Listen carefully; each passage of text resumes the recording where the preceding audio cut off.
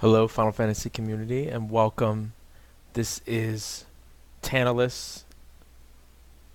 I am Laurence Oliva, bringing you guys all the content you never knew you wanted at a price you can definitely afford. Wanted to do a special series episode today, start something new, and go over deck building in general, and then pull up a couple of world's decks, compare and contrast. You know, I've noticed a lot from our locals here in Atlanta and a lot of different posts on Facebook, even just skimming FF decks and looking at different builds people are submitting. Um, Deck building is very interesting in this game. I think it's very difficult compared to most games.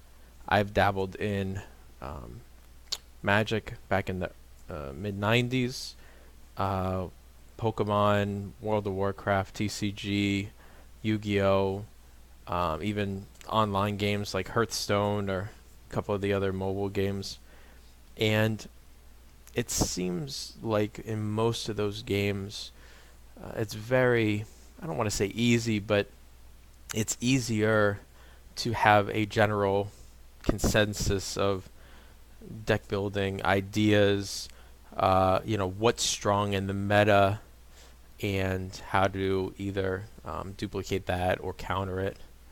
And to give you guys a little backstory, when I first came into this TCG, into our game here in Atlanta, I went down to my local game shop, uh, talked to a guy for a few days in our Facebook group.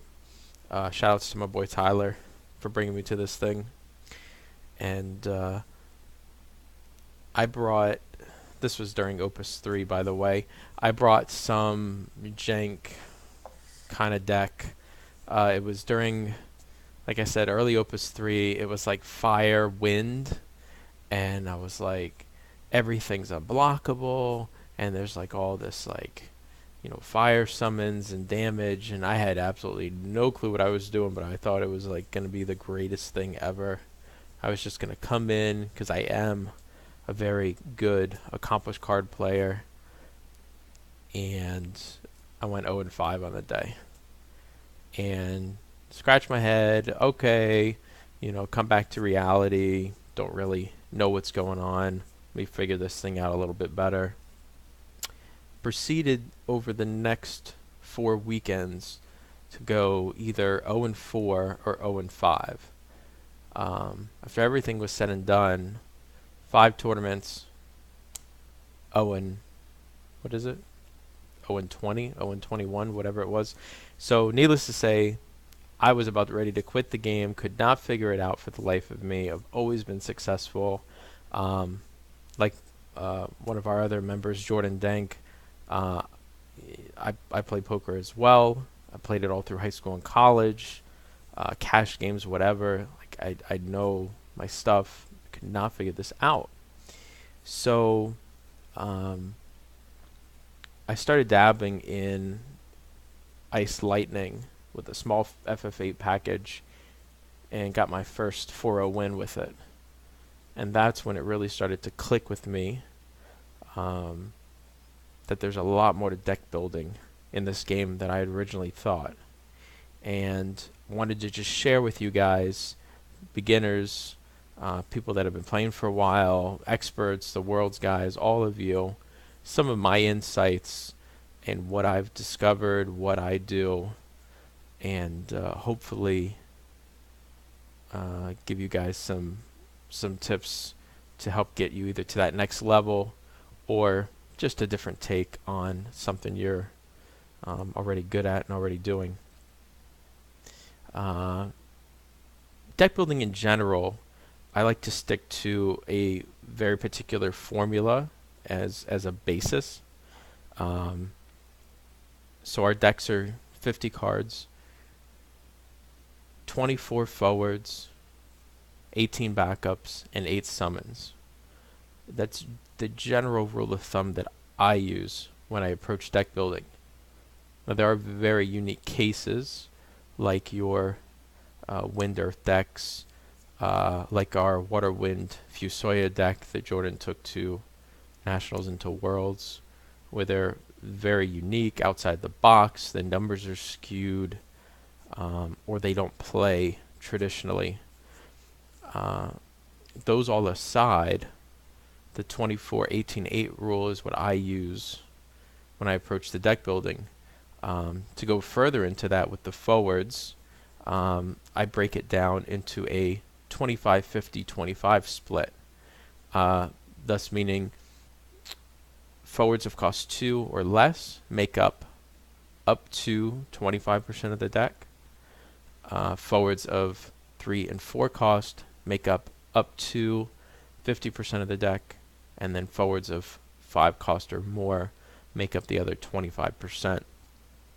Those numbers fluctuate, plus 1 card, minus 1 card, but that's generally how I make it up. And the reason is most decks operate ideally on 3 to 4 backups, whether it's aggro, control based, your wind earths and mono waters, Fusoyas of the world. Obviously they are tuned on 5 backups because they're doing other things. Fusoya is attacking, or activating rather, every turn, so you're ideally working on those 4 backups. Wind Earth likes to manipulate minors, and now Minfilia, with the presence of the Yuris, the Fusoyas, and the Galdas of the world. So they do a lot of different things. With that being said, the 3 and 4 cost forwards should always be the bread and butter of the deck, and they're very premium. With the backups, however, I personally like to have at least 50% of the backups as a 2 CP backup. You can include pseudo 2 CP backups in that as well. We're going to be talking about 3 different Mono Water Fusoya decks here in a minute, so I'll use those as an example. Whereas you want to auto-include your 2 CP Yunas, your Artemisians, even your Gladiators, your Battaron, Merowib. Those are all pseudo 2 CPs for those that aren't aware of that term. But you want to have at least 50%. So if I'm at 18 backups, at least 9, preferably 10, I like 12 of your backups should be 2 CP or pseudo 2 CP.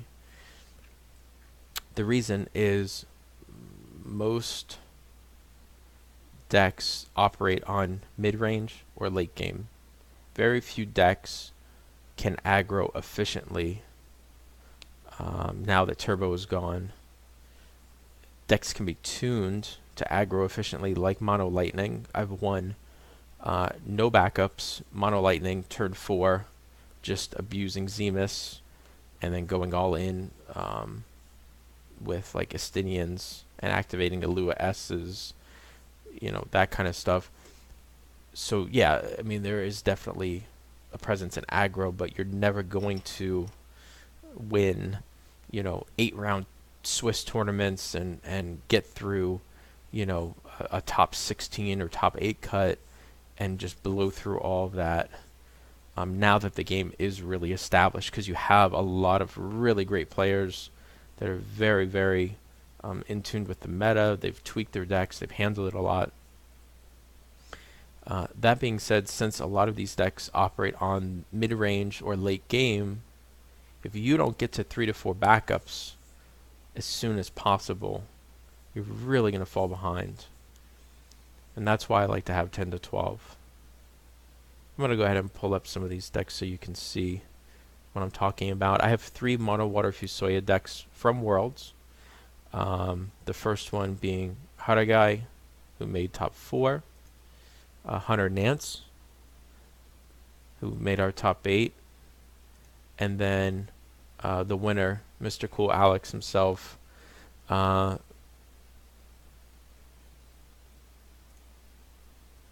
I'm gonna give How to Guy a little bit of a pass because he ran Water Wind as well to this list. And there's a few cards over there that I'm sure he would have put into this list had it been a one deck format.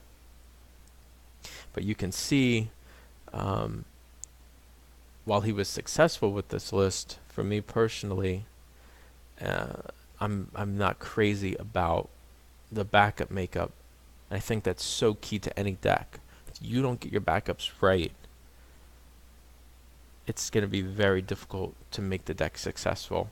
Obviously, he's had a lot of time and experience with this deck because he was able to do very well at Worlds with it, or maybe he just swept with his other decks. I really don't know.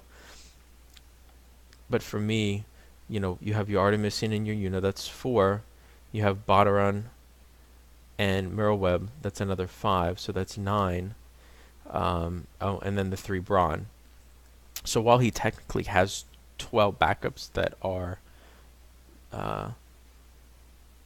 either 2 CP or pseudo 2 CP or less, the problem that I've run into is with Fusoya decks, you should almost always run 2. Because if you run 3, you almost have to commit some type of engine to dumping 1 or 2 of those, right? Because you can technically draw into one with 1 on the field and then draw into the other one. So instead of getting your key cards like your Cloud of Darknesses, your Lena's, your Layla Viking package, whatever, you're drawing into multiple Fusoyas. And you can do it on back-to-back turns, and it can be crippling. So a lot of people will, and you see in this case, play 3 Mirrorweb, play 3 Pew Pew. You're committing so many cards to just adding 1 extra Fusoya.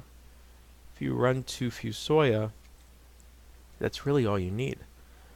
In a deck, especially like Mono Water, where you're going to generally have hand size, especially now that Turbo's gone, you can just hold it 6 cards and discard 1 of the Fusoyas and be done.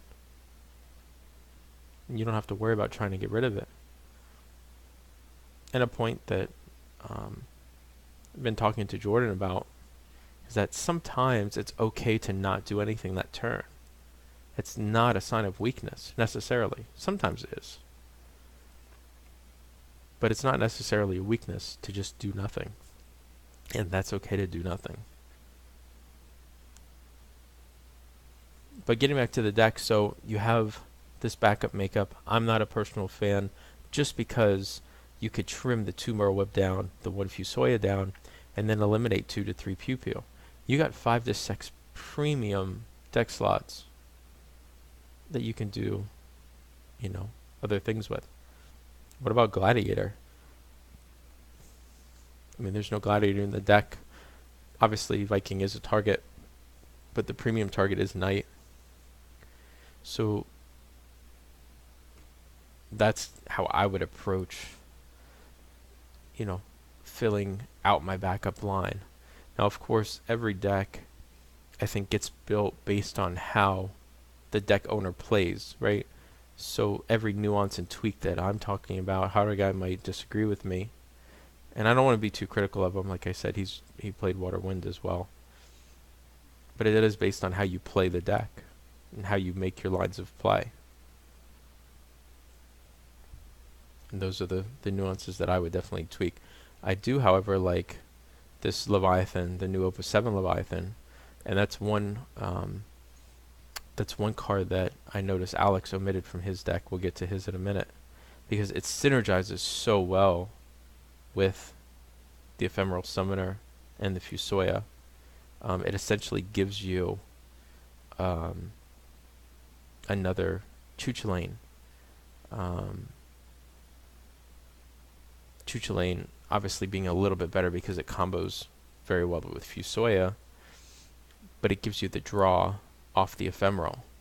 So it's like Ephemeral replaces itself, but then you're also doing stuff to your opponent's board because it's pulling those EX summons to the top of the deck for Fusoya. And I think that's a really good card. for Mono Water Fusoya now. Looking at his forwards, I'm a fan of his ratios. I think he did very well with that. I'm not a particular fan of Steiner anymore, but that's just a personal take on him. One would argue he's good with Fusoya, because once you've gotten to 3 damage, which you're almost always going to be at in Mono Water, unless you're just in Swiss rounds and your opponent is a new player, you get the card draw. But you don't really need that much value. You have card advantage usually. You have card draw in the deck. Don't think you really need the card. And 2 CP 8k, potentially 9k with Waka is great. Knight's the same thing. It just doesn't give you the card draw. The second ability is almost irrelevant. And that's another point I want to bring up too. A card like Steiner and that second ability where he can dull a water forward other than himself to gain that plus 1k. That's a cheeky play that a lot of people get trapped in. Those style of plays because they feel like it's really good because their opponent at their locals forgot about it. But when you're deck building, when you're playing really good people, you get to those later rounds in Swiss. You get to that top cut at a Crystal Cup or some prestigious or bigger, larger event. Your opponent's going to account for that. If they're in Swiss, they might account for you throwing in Titus, giving him plus 2k, and then dulling Titus to give him another k, plus the other 2 forwards you have on board for like a potential 5-6k. They're going to have that answer ready. If you're playing a mirror matchup, maybe they're running Bismarck. Okay, well, there went all of your power. Now he's 7k. They're going to have Diabolos or, a whole host of other cards that are going to one-up you. Even if you're playing Lightning, they could just have a 4 CP Odin, be like, alright, see ya. Don't get trapped in those specific lines of text where you feel like it's powerful. Test the card. Test it a lot. If you feel like it really is that powerful, that it should be in your deck, then by all means do it. But just be aware,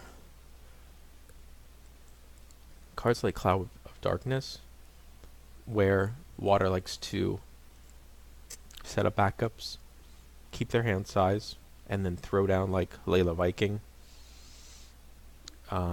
pull in an Ephemeral or a Knight.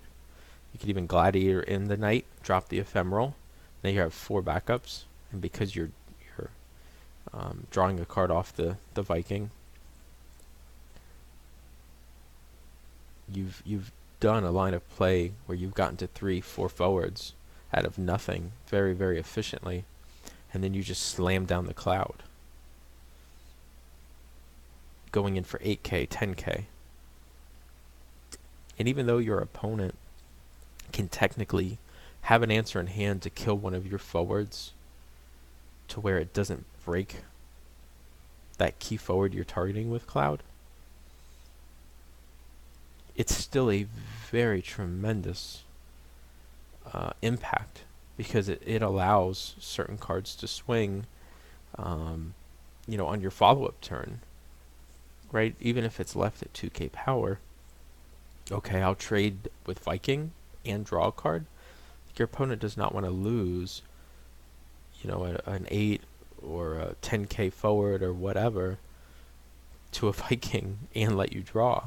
I mean, if they're at 6 damage, they have to, but you're probably going to win anyway. So understand that potential of an ability and how crippling it is. Same thing with like Lena.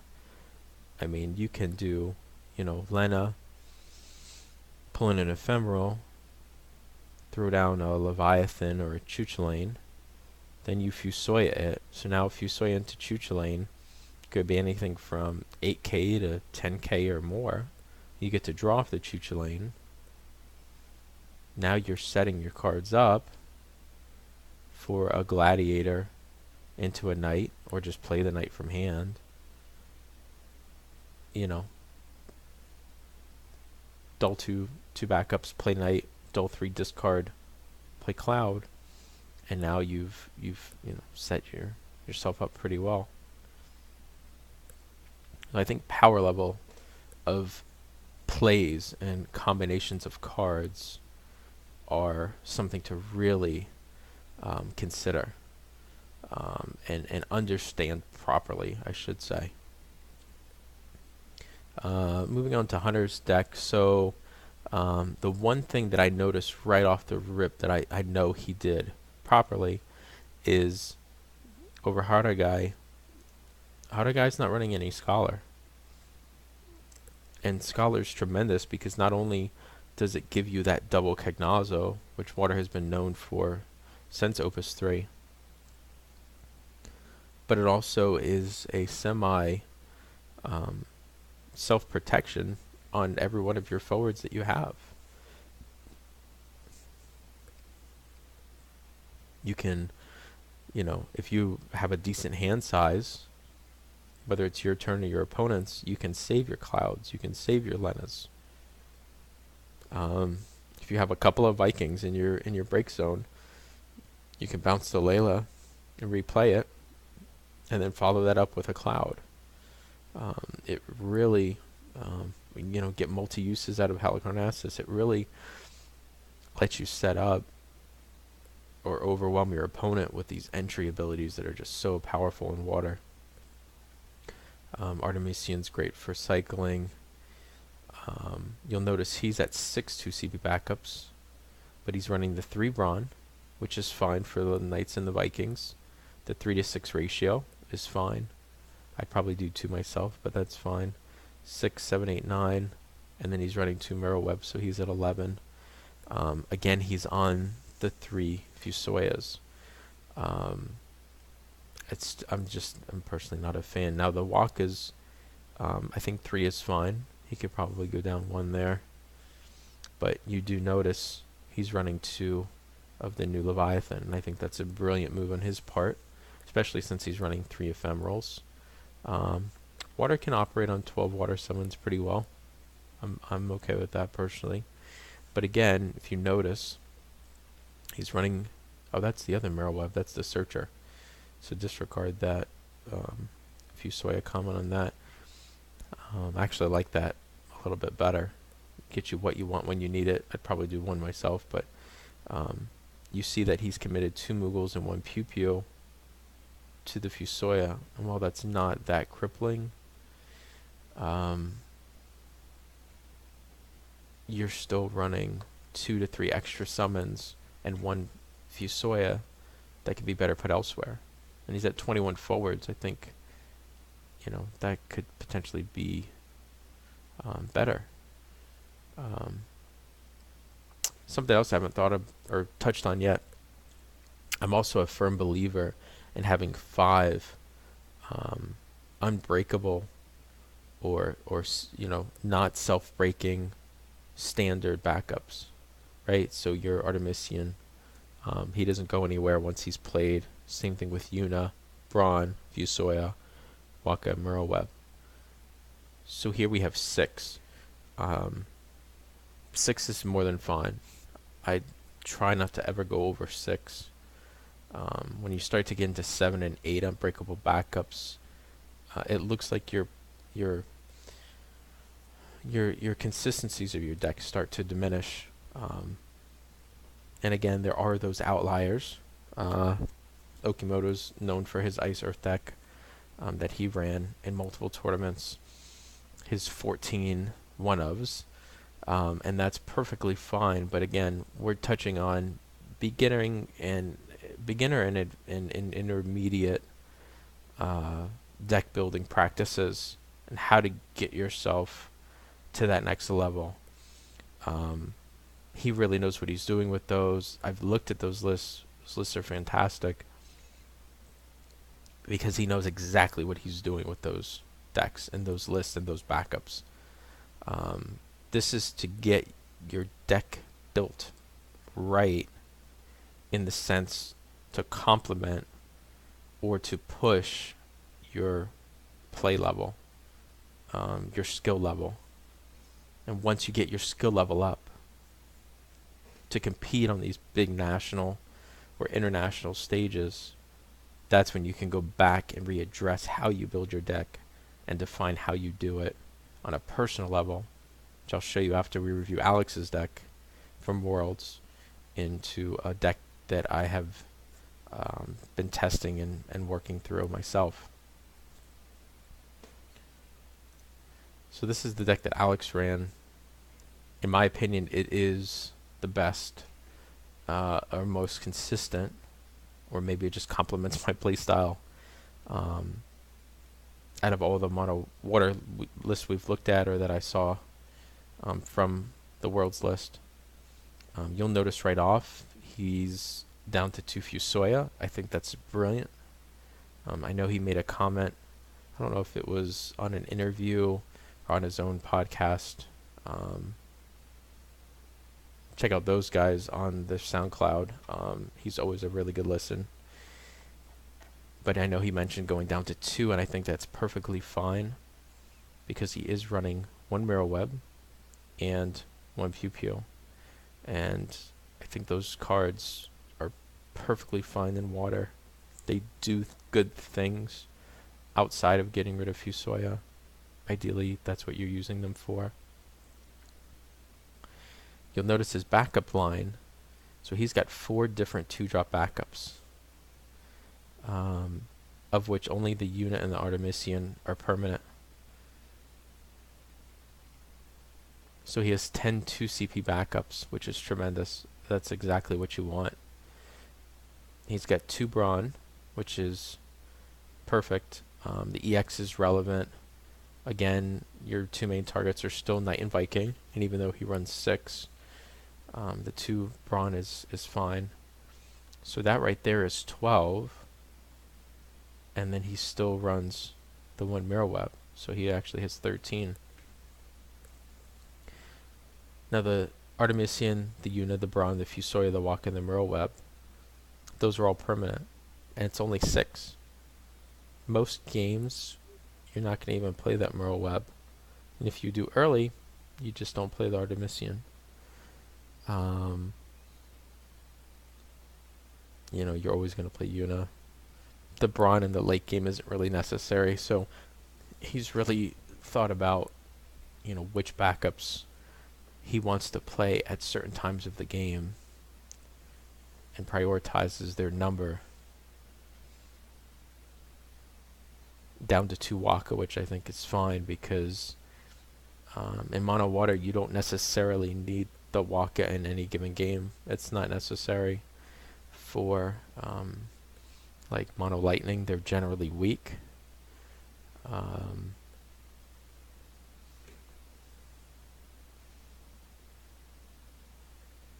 The 1K power is irrelevant against like Earth, because Earth guys get huge. The summons, you're running the 3 Famfrit, the 3 Chuchulainn, that's perfect. I would have liked to seen him personally run the new Leviathan. He might have stuck with Old Faithful, because it is after Una 2CP instead of 3.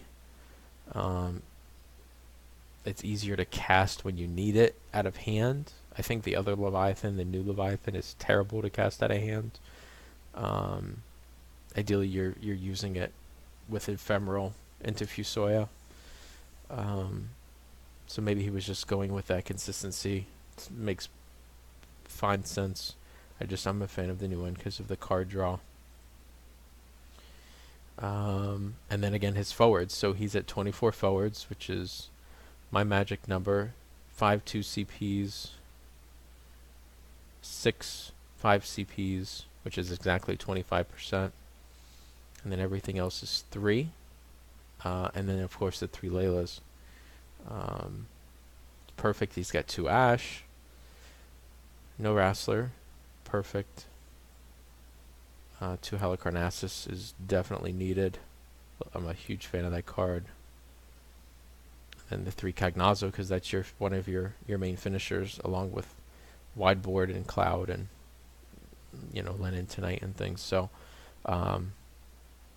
hopefully this was at least a little bit insightful for you on comparing and contrasting why all 3 decks are good in and of themselves, but different variances of play dictate why you choose 3 or 2 or 1 of a certain card.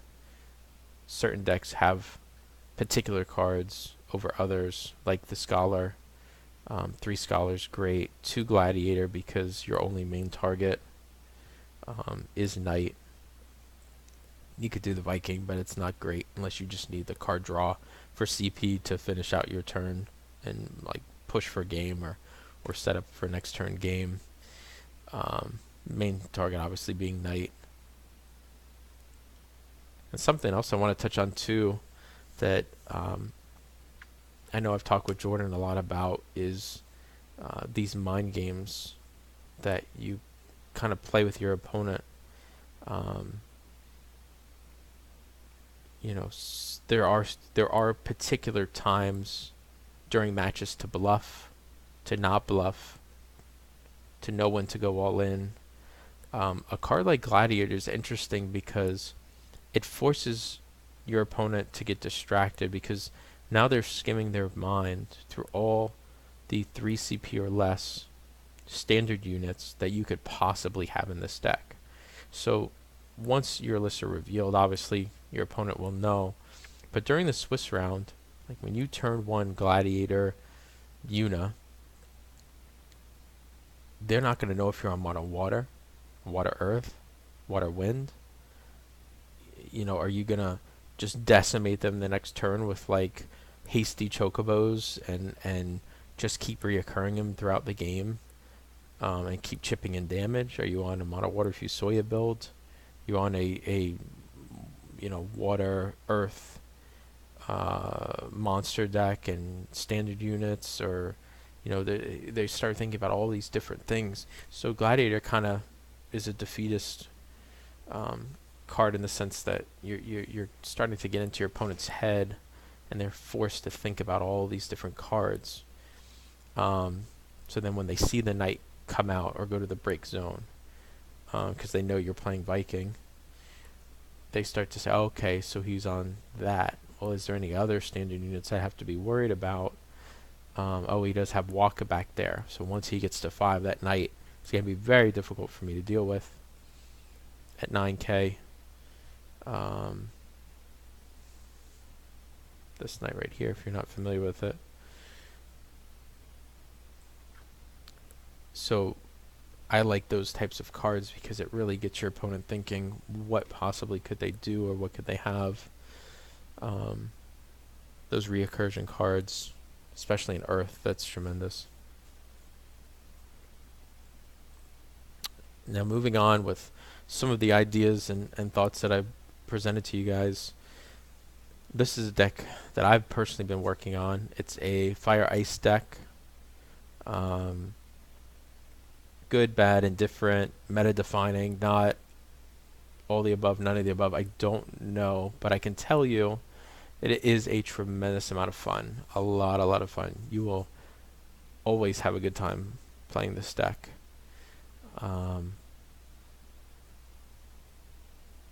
So touching back based on the different tips that I've presented over the podcast. So we have 8 2 CP backups. The no damage from backups, Jill Nabat, the new Lulu, the Meath, and the Emperor. So those are our 8 key backups. Let me start by saying this. The general purpose of the deck is to be a mid-range deck.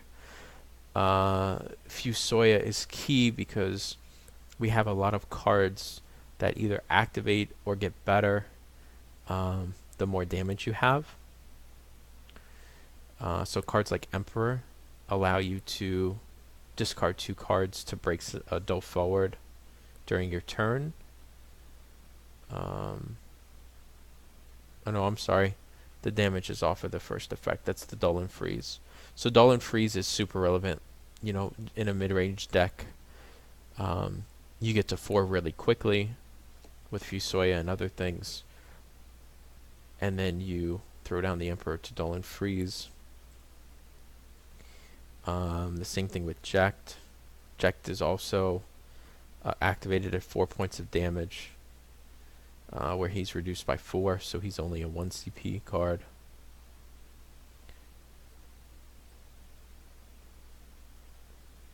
The Meath is very critical in this deck too, because it allows you to get rid of your second Fusoya. You could technically run the third Fusoya, but you'd probably want to jump to 3 Meath then. Which again, now you have to eliminate 2 cards out of the deck. But you have 8 2 CP backups. The Dominion Legionary is always tested very well for me, because it's a backup that searches another backup. So it's a 2 CP pseudo. So you would essentially play this on turn 1, go get the other Dominion, and then if you have like a Fusoya in hand already, you could Fusoya turn 2, or Fusoya and Dominion turn 2. That would probably be the best line of play. You get the other Dominion, and then you can throw down Meath and discard that Dominion, and then you get one of your stable forwards in the deck, which is Godot if it's early to mid, or Renoa if it's mid, where you have a relevant entry effect in play. Sabin's in there as a one of. He is a very good card in and of himself. There are some games where he just doesn't do anything. It's a fantastic Devout target, because Devout is during your turn only, but it can be used at any time during your turn. It's not limited to a particular main phase or battle phase. Being able to Devout in Sabin, as well as Renoa, or if you need the 2k buff on one of your 2 CP forwards from Godot, you have premium 4 CP targets to pull those in. VV is a fun target for it. And then you also have power tricks in Warrior of Light, Sid Reigns to get the possible break and discard.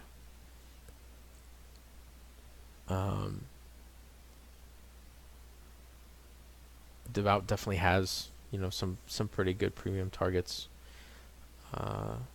for that. So the Meath is real key in that, because you're never going to play that third Dominion. K-Tuna is tested tremendously well. You K-Tuna into one of your Bahamets, so you have the removal up to 9k Bahamut. You have the 10k up to 11k damage Bahamut that deals you a point. And then of course your 4 CP Phoenix, which you have 7 possible targets for, that are all good to varying degrees in and of themselves. We'll talk about some combinations in a minute. Ideally, if you are in the mid to late game and you have a board state, you have Fusoya, you're trying to either activate an Emperor or throw down a Jekt. The K-Tuna into the Bahamut are definitely good. Otherwise, you're generally going to use it to get rid of hard to remove forwards like your Data Lumas. Of course, you'll have to watch the double 4K. Couple other problematic forwards like your Clouds of Darkness, your Yuris, because since he's every element but dark. Your Anthems, like your Duke Largs of the Worlds and Lulus, the Lightning Lulu. Give plus 1k to him. He is 9k, so that makes that even more relevant. But your premium target is Phoenix. So we have 8 2 CPs, the 3 4 CPs for 11. v1.0 Fusoya, and the K-Tuna for 18 backups. For the forwards, so I am a big fan of Godot. I really like Godot a lot. He has built-in give one of your other forwards haste when he attacks, which is great for applying pressure. You of course can choose him, or your opponent's forward doesn't necessarily have to be your guys. The 2 plus 2k power boost on forwards of cost 2 is pretty relevant. Essentially, you can cast Phoenix from hand on your opponent's turn for either a 2k, or if K-Tune is down, a 3k sweep. Pull back in your Sid Reigns. That's going to deal 4k to either the attacking forward or another forward. So that's 6 or 7k. And because Sid Reigns is 5k, Godot is going to make him 7. So now you have a 7k blocker out of nowhere. You can target the 4k on that attacking forward. 7k blocker, so that's 11k worth of damage. And then you're going to force that discard. It's a pretty strong play. You do have the sweep from the Phoenix. So if it's a 7k or less forward, the 4k from Sid Reigns and the 3k from Phoenix is enough, and you still get a 7k attacker next turn if you want it, or there's no other attackers that you need to block. But the Godot is very key, especially leaving the Devout open for him in case he does go away. Another one of my favorite plays to do is while Godot is on the field, you can Phoenix in a Sarah. Because Godot is a category 13, the Sarah enters, dulls, and freezes. You attack with Godot, give Sarah haste, and then when she attacks, you can discard an ice card or tap 2 ice cards, 2 ice backups rather, and force the discard. And because she is a 7k, now she can trade up to a 9 or a 10k because you've casted Phoenix. So that feels really bad. You've essentially paid 4 CP, you've dull and frozen something, you've stripped a card out of their hand, and now they're either forced to take the damage or you're getting a 9 or 10k off their board. So it's a pretty decent play. Squall I like a lot. He's a decent Phoenix target when your opponent has little to no cards in hand. 2 or less, obviously.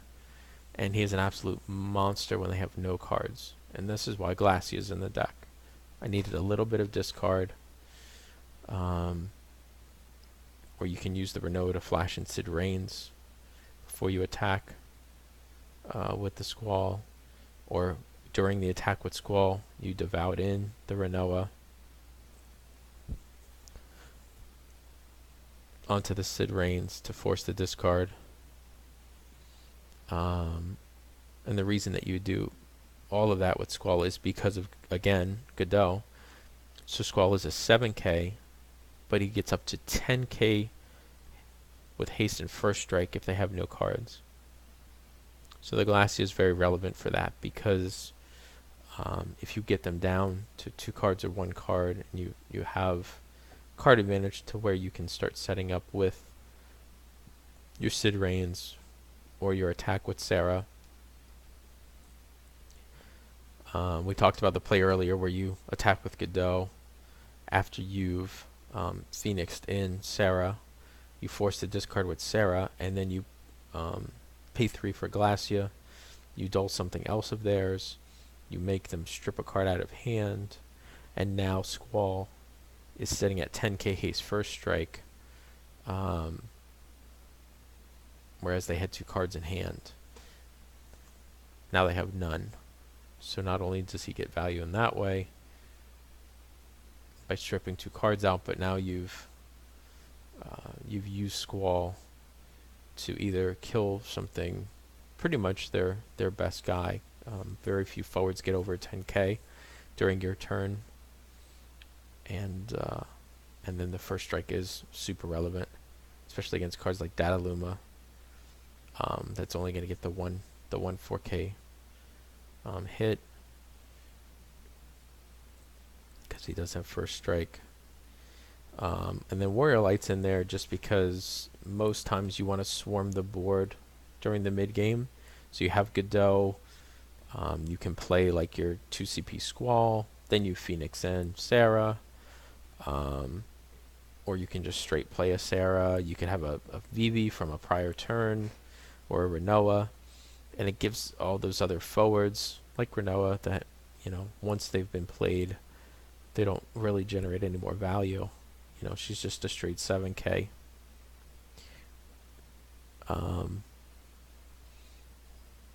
It gives, Warrior of Light haste when you have 4 more forwards, and then the plus 2k coming in is really relevant as well. It's also kind of a safety in case you're worried about, or your opponent has an answer for Godot. Whereas once Godot leaves, that 2k power leaves, you could almost force them to show that combination or that play off, and where it would cripple you to lose the 2k. You can Phoenix in the Warrior of Light or Devout it in an even, and power fix for that turn. Phoenix in the Warrior of Light, and then the following turn if you need to Devout or whatever. So it gives you all these little intricacies, types of plays that you can use. Like I said, it fits my play style and some of the things that I like to do. So while it may or may not be winning any tournaments anytime soon, like I said, it's definitely a lot of fun to play, because you have all these different cards that can just come out of nowhere and do all sorts of very impactful things to the board state or to your opponent's hand. Again, the Sabin's just in there for like when you're attacking or you're doing something. If there's a card you like Godot, you attack what, like, you have the Devout play into Sabin to protect something, which feels really good, especially if you've just paid 1 for Ject and like they cast Diabolos on it and activate backups, and then you Devout Sabin in to Ject, and he can't be broken. They still get the backup trigger, but you're saving your Ject. Kefka is something that I wanted to test. I wanted to give Meath a Ject target. So Kefka's kind of in there for that. Not really, but it's there. The main reason I wanted to use Kefka is because the deck wants to get to 4 damage as quick as possible, or 6 if you're counting Ultimecia. Because the deck wants to get to 4 damage as quick as possible, I wanted to give Fusoya another use. And you'll notice with Kefka that when he enters, if you only paid with Ice, which is possible in this deck, they have to discard 2 cards or everything freezes. Well, that goes along great with Ultimecia, because you can follow up multiple turns, freeze forwards, freeze backups. If you just have a huge hand, you could do both. But the main reason I like him is his second effect. He's paid with CP of 3 different elements. Well, light is... Fusoya does generate light CP. Light is a CP element. So you could technically pay with 3, discard something else, or pay with all 5 backups if Fusoya is one of your backups, which it should always be in this deck. And now you're dulling and freezing a forward, a backup, and a monster if they have one. And that could be just stupid potential there. That's why he's in there only as a 1-of, because it's a very niche play. But just being aware of that Fusoya, your opponent generally won't see that coming. and that could definitely steal you games, because that is a very impactful play, whichever way you decide to go with it. And then to round out the forwards, Ultimisia, it's a great card. It's been great in testing. 1 of 3 is fine. You do get to 6, damage 6, you can Fusoya to 7k something. And because they have no more forwards, freeze their backups. Choose 2 characters and dole them, right? So if you're at 6 damage, you can dole their last two backups, and then freeze all their backups. And it's like, okay, next turn, like you have 1 card in hand right now. You're drawing into 3. You're probably not going to draw anything. You're probably going to lose. She is definitely a closer, especially if you were fortunate enough to kill something with Fusoya going into her. And then with the summons, I wanted to give Ketuna enough viable targets. So I have 7 summons. These Bahamut's do virtually the same thing, but the removal is important in some cases. And then the damage is also important for getting to that critical 4 or critical 6. And then the Phoenix is great just to steal games away with all the interactions that we talked about with Sid, Rain, Squall, Sarah, Warrior of Light. Also, if you're far enough along in damage and you don't need this particular Bahamut, it's a great target again for Meath.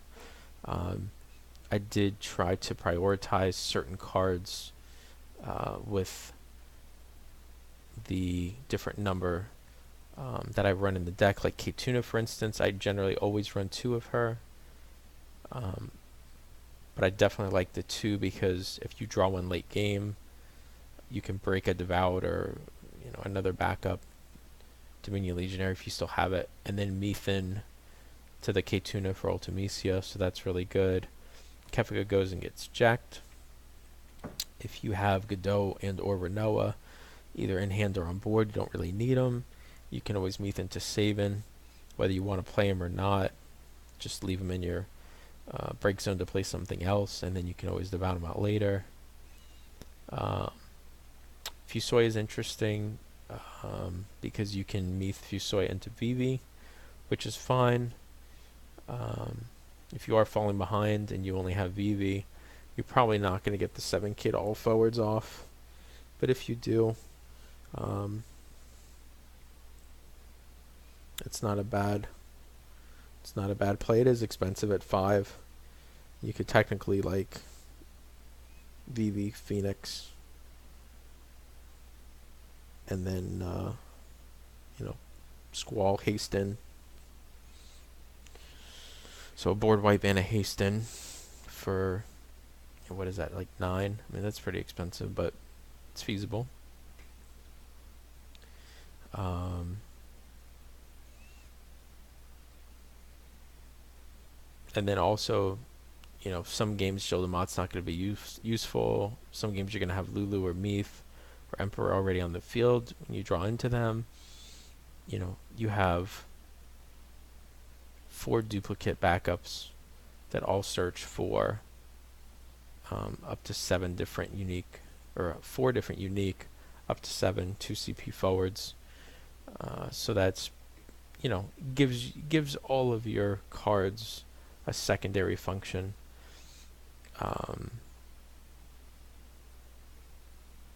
One of my favorite things though to do is with this Glacian Squall, because they'll never see that coming, to force that discard after they've already declared a block to get Squall up to that 8k or even 10k first strike.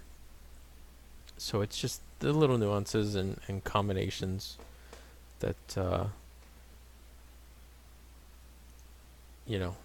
along with the aggression of the deck during the mid game, that allow it to be fairly successful. Just wanted to give you guys an example of something that I'd been just working on that kind of fits how I deck build in general, my lines of play, and how I do things.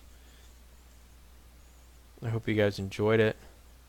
Let me know in the descriptions, or you guys can send me a private message, and let me know if there's any particular deck builds you want to go over, if you want me to expand on deck building more, maybe get into some more advanced deck builds, lines of play, that sort of thing. And be happy to make another video. I'm going to be traveling next week. When I get back, definitely will consider that and try and get some more content out for you guys. I hope you enjoyed this, and catch you guys soon.